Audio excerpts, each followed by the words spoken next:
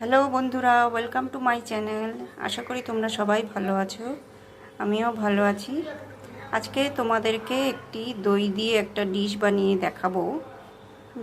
Dish না, dessert বলতে পারো, এটা একটা ধরনের। তো আমি দই দিয়ে রেসিপিটা তৈরি করব।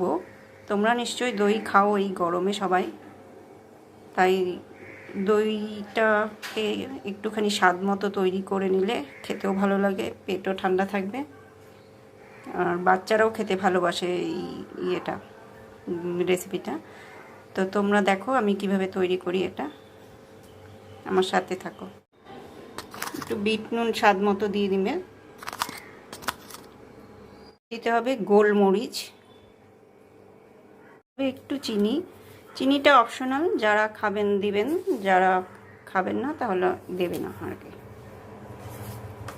আমি অল্প দিয়ে দিলাম, কারণ চিনি ছাড়া আমাদের বাড়িতে কেউ খাবে না, তাই অল্প দিয়ে দিলাম। এটাকে একটু ভালো করে ফেটিয়ে নিতে হবে দইটাকে,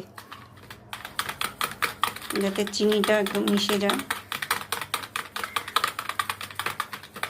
হয়ে গেছে আমার ফেটানো। এরপর এর মধ্যে শসা দিয়ে দেব। আমি প্রথমে কেটে রেখেছিলাম শসাগুলো অল্প আগেই। শসা দিয়ে ভালো করে এটাকে একটুখানি ঘেঁটে দিতে হবে।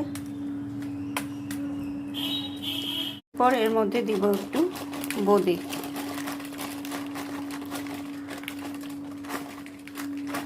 বোঁদেটা দিলে বাচ্চারাও একটু ভালো খায় আর কি। এটা পরোটা, লুচি এসব দিয়েও খেতে ভালো লাগে আর কি। আপনারাও দেখতে পারেন খেয়ে কেমন লাগে, আর আমাকে জানাবেন যদি ভালো লাগে। ব্যাস, তৈরি হয়ে গেছে আমার।